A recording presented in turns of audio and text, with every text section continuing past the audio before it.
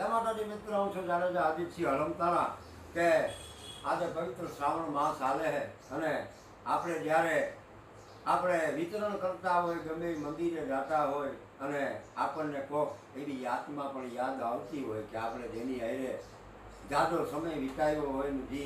વાલા હોય અને એની હારે આપણે મજા મસ્તી કરી હોય અને એને આપણે યાદ કરવા હોય ત્યારે